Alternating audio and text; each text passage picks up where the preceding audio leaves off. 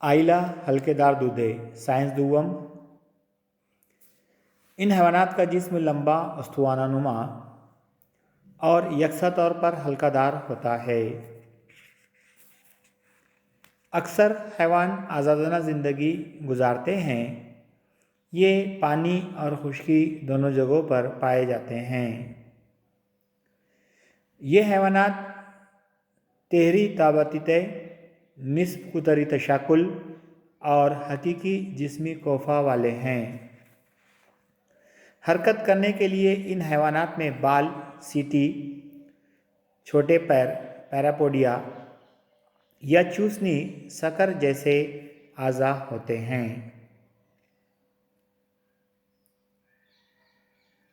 Video में आप Nereis की हरकत का मुशाहिदा कर सकते हैं।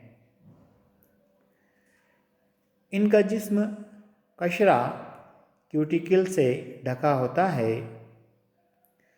ये हैवानात मुश्तरक जिनसी या यक जिनसी होते हैं।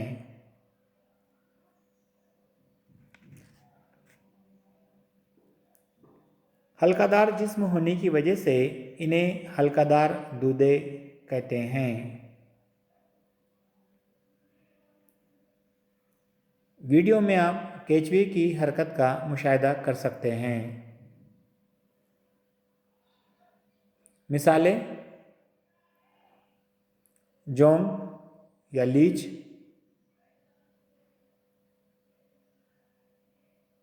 केचुआ और नेरिस।